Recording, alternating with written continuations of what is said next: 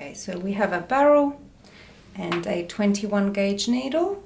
We then need to put the 21 gauge needle into the barrel. We do that by twisting and pulling, remembering that this is a needle, so we want to put it inside the barrel as quickly as possible for our safety. This is now attached and ready to go. We then pop this into our kidney dish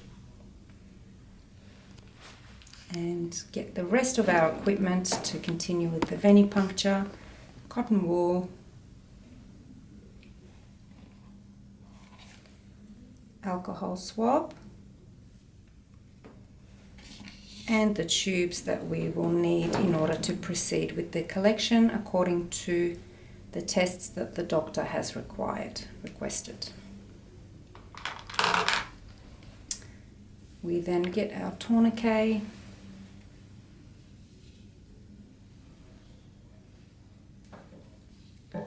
click it open, and go to our patient. So the tourniquet goes underneath, being careful not to pinch the patient's skin. Pull the tourniquet up, nice and tight with your finger underneath so you can feel how tight or loose the tourniquet is.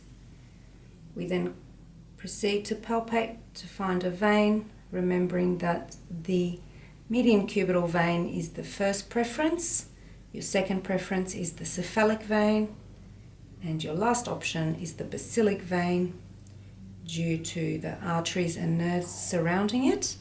So here we have a lovely median cubital vein. It is. And we release the tourniquet, remembering that it can only be applied for less than a minute, otherwise we can potentially cause hemolysis or hemoconcentration. So grab your swab, open, remembering to only grab the edge so we're not transferring any bacteria onto the swab. Now we firmly press down while we're swabbing.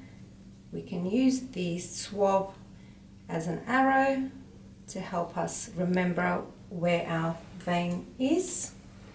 We then need to give it 30 seconds to dry, otherwise we can change, potentially hemolyze the sample. Once the 30 seconds is up, we go back to our tourniquet, remembering finger underneath, pulling straight up. Give it a moment to come up. We then get our barrel and our needle, remembering to uncap safely. So my left arm is going to go straight back as I uncap. So uncapping, the lid goes into the kidney dish. Now the bevel needs to be facing up. I'm going to hold my barrel nice and firm between my thumb and 3 fingers. If I need to repalpate, I'll touch the alcohol swab first, repalpate, anchor the vein, and sting now. Get my tube. Remember now to anchor my fingers onto the patient to prevent any movement of the needle. Put the tube in. When we're putting the tube into the barrel, you put it in loosely initially, then you need to use the wings to help you anchor and give you leverage. So we're going to put our fingers over the top or underneath, whichever is more comfortable for you, so that when I'm pushing the tube in, I'm not moving the needle, making sure the window is facing me so I can see the blood filling into the tube. Once it is full, again I'm using the wings as leverage, pushing forward slightly as I'm pulling the tube out to prevent any movement of the needle. And again, critically important that my fingers are anchored onto the patient's arm to prevent any movement.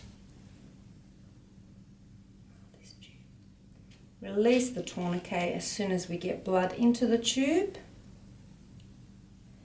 Invert, next tube.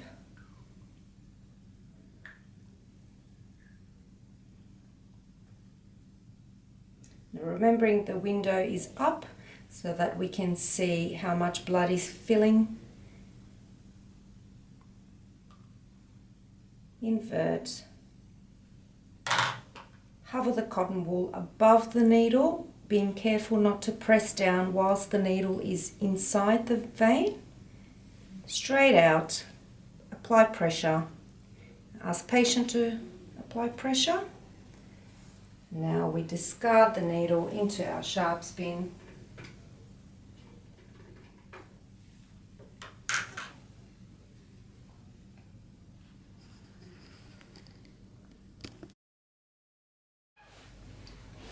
Take our micropore tape. Remember to always check prior to taping it up. Lovely.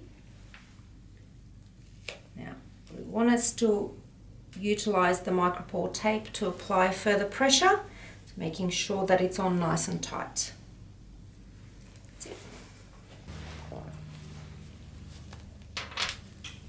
So, importantly, clear, legible handwriting, surname first.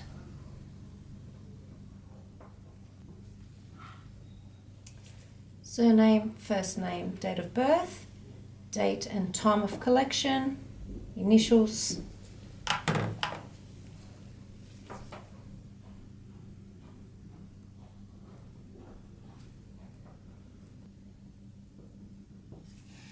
again, surname, first name, date of birth, time and date of collection, and my initials, making sure these initials match what is on the referral.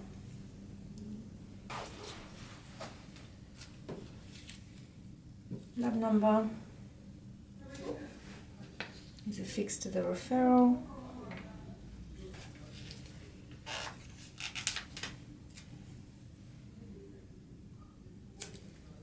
When we're applying the laboratory stickers, we need to make sure that there is a window through which we can see the blood.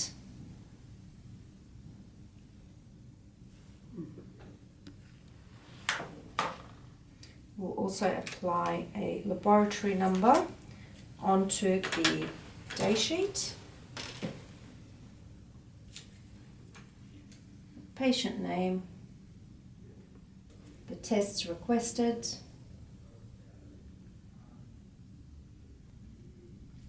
the doctor that has requested them, and the time of the collection.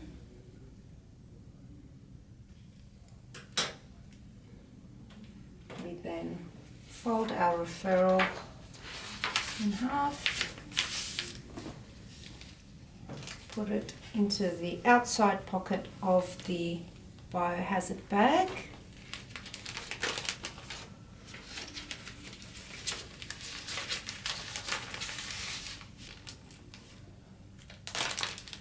Open the seal, pop our tubes in, seal it up.